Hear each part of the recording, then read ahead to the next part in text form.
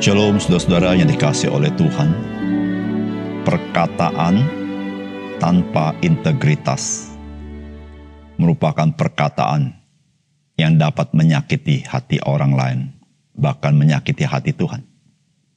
Perkataan tanpa disertai integritas menjadikan kita menjadi orang yang tidak dapat dipercaya. Salam jumpa dalam program Tuhan adalah Gembalaku.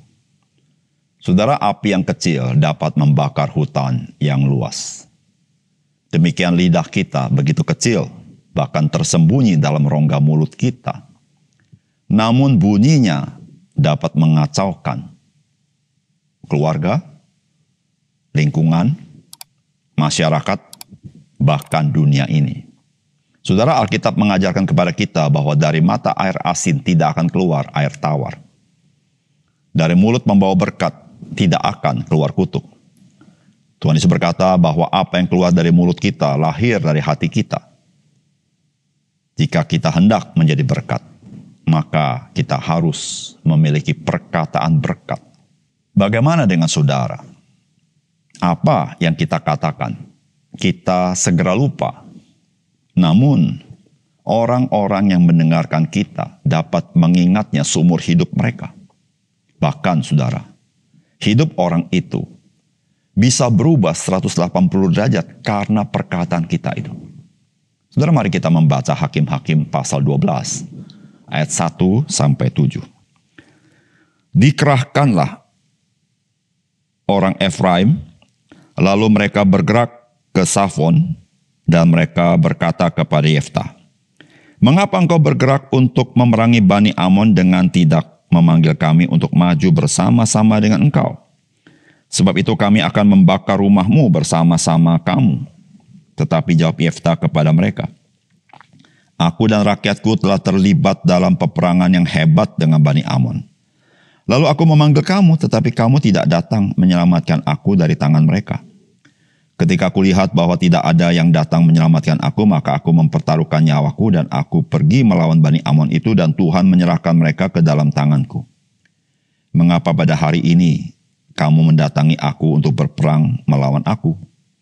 Kemudian Yeftah mengumpulkan semua orang Gilead, lalu mereka berperang melawan suku Efraim. Dan orang-orang Gilead mengalahkan suku Efraim itu, sebab orang-orang itu mengatakan, "Kamulah orang-orang yang telah lari dari suku Efraim." Kaum Gilead itu ada di tengah-tengah suku Efraim dan suku Manasye. Untuk menghadapi suku Efraim itu, maka orang Gilead menduduki tempat-tempat menyeberangan sungai Yordan. Apabila dari suku Efraim ada yang lari dan berkata, "Biarkanlah aku menyeberang," maka orang Gilead berkata kepadanya, "Orang Efraimkah engkau?" Dan jika ia menjawab bukan, maka mereka berkata kepadanya, "Coba katakan dahulu Shibolet." Jika ia berkata Sibolet, jadi tidak dapat mengucapkannya dengan tepat, maka mereka menangkap dia dan menyembelihnya dekat tempat-tempat penyeberangan sungai Yordan itu. Pada waktu itu tewaslah dari suku Efraim 42.000 orang.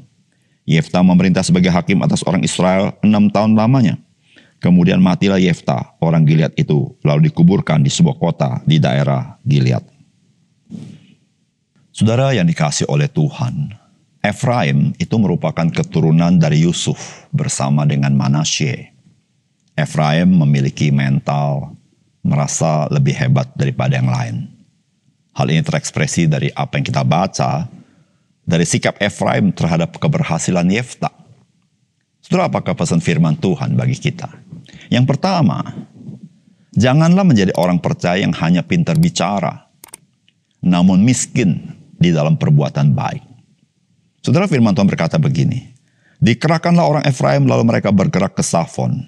Dan mereka berkata kepada Yeftah, 'Mengapa engkau bergerak untuk memerangi Bani Amon dengan tidak memanggil kami untuk maju bersama-sama dengan engkau? Sebab itu kami akan membakar rumahmu bersama-sama kamu.'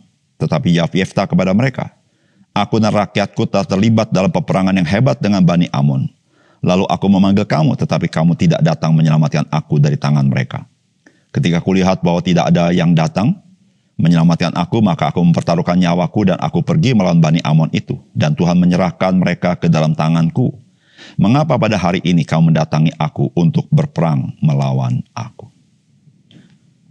Saudara, Bani Efraim setelah melihat kemenangan daripada Yefta, dia mendatangi Yefta. Dan mereka berkata, mengapa kamu berperang tidak ngajak-ngajak suku Efraim? Tetapi Yefta berkata, waktu kami berperang begitu dahsyat dengan Bani Amon, kami minta pertolongan dari Efraim, tapi Efraim tidak pernah membantu. Mengapa setelah kami menang, kamu menuntut kepada kami? Saudara, masalah daripada suku Efraim adalah kesombongan. Dia merasa lebih hebat daripada yang lain. Dia merasa harus dihargai. Meskipun saudara, suku Efraim ini hanyalah pintar bicara, tetapi miskin dalam perbuatan baik.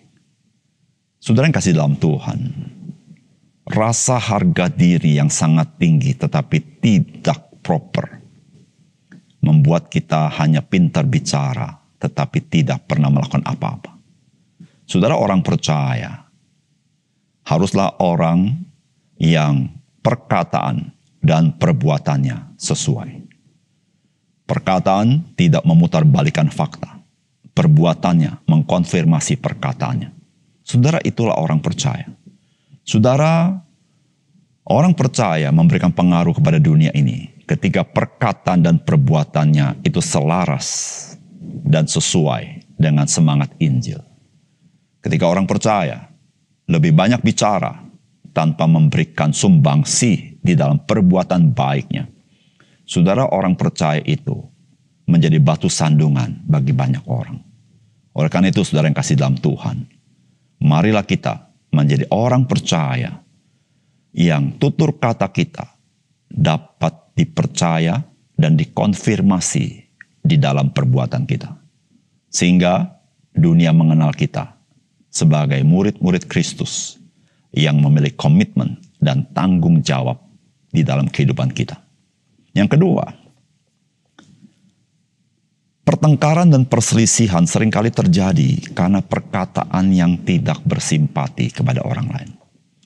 Saudara, firman Tuhan berkata begini, kemudian Yefta mengumpulkan semua orang Gilead, lalu mereka berperang melawan suku Efraim. Dan orang-orang Gilead mengalahkan suku Efraim itu, sebab orang-orang itu mengatakan, kamulah orang-orang yang telah lari dari suku Efraim. Kaum Gilead itu ada di tengah-tengah suku Efraim dan suku Manasye. Untuk menghadapi suku Efraim itu, maka orang Gilead menduduki tempat-tempat penyeberangan sungai Yordan. Apabila dari suku Efraim itu ada yang lari dan berkata, biarkanlah aku menyeberang, maka orang Gilead berkata kepadanya, orang Efraimkah engkau? Dan jika ia menjawab bukan, maka mereka berkata kepadanya, coba katakanlah dahulu Shibolet. Jika ia berkata Shibolet, jadi tidak dapat mengucapkannya dengan tepat, maka mereka menangkap dia dan menyembelihnya dekat tempat-tempat penyeberangan sungai Yordan itu. Pada waktu itu, tewaslah dari suku Efraim 42.000 orang. Saudara, suku Efraim bukan hanya pintar bicara, tetapi mereka berbicara seakan-akan tidak memiliki perasaan. Kata-kata yang tidak simpatik keluar dari mulut mereka. Karena mereka mengatakan kepada orang Gilead, kamu adalah orang-orang yang telah lari dari suku Efraim. Saudara, suku Gilead itu ada antara Efraim dan Manasye. Kata telah lari ini adalah kamu itu orang buronan, orang rendahan, orang hina. Saudara, perkataan ini sangat menyakitkan orang Gilead. Orang Gilead merasa mereka adalah sebuah suku sampah di mata orang Efraim. Saudara, apa yang orang Gilead lakukan? Saudara, yang dilakukan Gilead sangat mengerikan, saudara. Mereka membunuh orang-orang Efraim, mereka mencegat mereka. Yang mau menyeberang ditanya, siapakah engkau orang Efraim? Kalau mereka berkata bukan, tolong sebutkan kata Shibolet. Ternyata orang Efraim tidak bisa berkata Shibolet. Mereka hanya bisa berkata Shibolet. Dan saudara, orang ini dibunuh. Saudara, tindakan yang mengerikan daripada orang Gilead ini terjadi karena kata-kata yang tidak bersimpatik. Kata-kata penghinaan. Melukai harkat dan martabat orang-orang Gilead. Saudara yang dikasih oleh Tuhan. Tuhan Yesus adalah imam besar yang bersimpati dengan kita, yang turut merasakan kelemahan-kelemahan kita. Saudara, ketika kita menjadi muridnya, menjadi orang percaya, saudara, kita tidak boleh menjadi orang Kristen yang tidak bersimpati dengan orang lain. Apalagi kita menghina orang lain. Saudara, di dalam segala kelemahan orang lain, ingatlah, kita pun orang-orang yang lemah. Tapi Yesus Kristus dia bersimpati dengan kita. Jadi kalau Kristus bersimpati dengan kita, apatah kita lagi? Kita harus menjadi orang-orang yang bersimpati dengan orang lain. Saudara, pertengkaran, perselisihan seringkali terjadi karena perkataan yang tidak bersimpati dengan orang lain, yang menyakitkan itu. Oleh karena itu, saudara, marilah kita menjadi orang percaya yang memiliki hati lemah lembut, memiliki belas kasihan, beranugerah kepada orang lain. Siapapun dia, apapun yang dilakukan, apapun latar belakangnya, bagaimanapun dia. Saudara, karena Kristus telah bersimpati dengan kita, mari kita bersimpati dengan orang lain. Dalam perbuatan kita, apatah lagi dalam perkataan kita. Mari kita berdoa. Bapa surga, terima kasih untuk firman Tuhan yang menolong kami, untuk kami mengerti bagaimana kami harus hidup. Tuhan, bantu kami supaya kami dalam hidup kami sungguh-sungguh dipakai oleh Tuhan, memberkati orang lain, bukan melukai orang lain. Inilah seru doa kami, Tuhan. Dalam nama Tuhan Yesus kami berdoa. Amin.